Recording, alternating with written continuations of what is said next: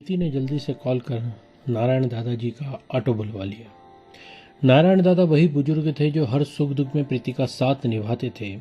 बदले में प्रीति ने कभी उनसे चाय के पैसे नहीं लिए। दादाजी का स्नेह और सहयोग प्रीति के लिए किसी आश्रय जैसा था। वो घायल आदमी अभी भी होश में नहीं था। प्रीति और दादाजी उसे लेकर पास के डॉक्टर के यहाँ पर पहुंचे। डॉक्टर ने घाव देखकर बिना देरी किए पट्टी कर दी। फिर संदेह से पूछा, ये घायल कैसे हुआ? रास्ते में दादाजी ने प्रीति को समझा दिया था कि किसी को यह मत बताना कि ये तुम्हारी दुकान के पास से मिला है। बस कह देना कि सड़क पर पैदल जा रहा था, किसी वाहन से टकरा गया, तुम इंसानियत के नाते इसे यहाँ ले आई। प्रीति ने डॉक्टर को वही कहानी दोहरा दी। डॉक्टर ने गंभीरता से कहा, ये पुलिस केस है, मुझे पुलिस बुलवानी पड़ेगी। प्रीति ने बिना झिझके कुछ पैसे डॉक्टर की हथेली पर रख दिए, वही पैसे जो उसने अपने भाइयों के लिए जोड़ जोड़ कर जमा किए थे। आप इलाज शुरू कीजिए, बाकी जो करना हो बाद में कर लीजिएगा। डॉक्टर पैसे देखकर थोड़ी देर चुप रहा। तभी नारायण जी पास आए और धीरे से बोले, डॉक्टर साहब, पुलिस को मत बुलवाइए। वो आएगी तो मरीज को सरकारी अस्पताल में ले जाएगी और फिर आपको कुछ नहीं मिलेगा। 4 पैसे कमाने का यही मौका है, इसे यहीं रहने दीजिए। बात डॉक्टर की समझ में आ गई और उस आदमी का इलाज शुरू हो गया। प्रीति उसे अस्पताल में छोड़कर अपनी दुकान पर लौट आई। दोपहर को जब फिर अस्पताल गई तो डॉक्टर ने बताया कि उस आदमी का इलाज तो कर दिया है, लेकिन उस आदमी को देखकर ऐसा लगता है कि उसकी याददाश्त चली गई है।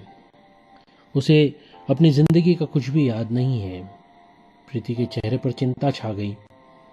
अब वह न तो इस आदमी को छोड़ सकती थी और न ही उसकी जिम्मेदारी से बच सकती थी, क्योंकि अस्पताल के रिकॉर्ड में मरीज को लाने वाले के तौर पर उसका नाम दर्ज हो चुका था और डॉक्टर भी उसे जानता था। अब प्रीति के दिमाग में यही बात बार बार घूम रही थी कि अब मैं क्या करूं। प्रीति ने इंसानियत दिखाते हुए उसका पूरा इलाज कराया। 7-8 दिन बाद अस्पताल से उस आदमी को छुट्टी मिल गई और उसे अपने घर ले आई। नारायण दादा अपने बेटे के कुछ कपड़े भी दे गए जो उस आदमी को पहनने के लिए दे दिए गए। वह अनजान आदमी प्रीति और उसके तीनों भाइयों के साथ उनके छोटे से घर में रहने लगा।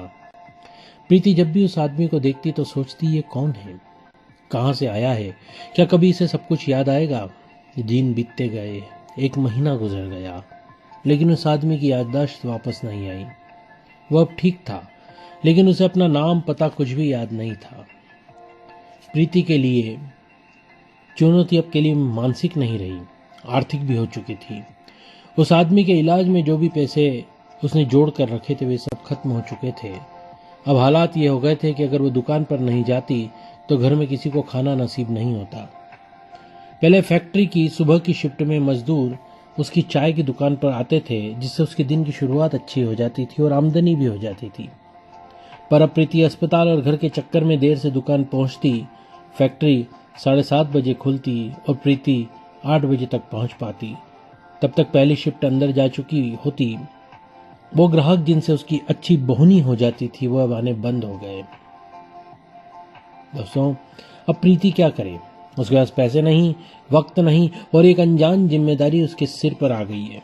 फिर भी वह नहीं टूटी, उसने हार नहीं मानी। जानना चाहते हैं आगे क्या हुआ? तो बने रहिए हमारी इस कहानी पर हमारे साथ।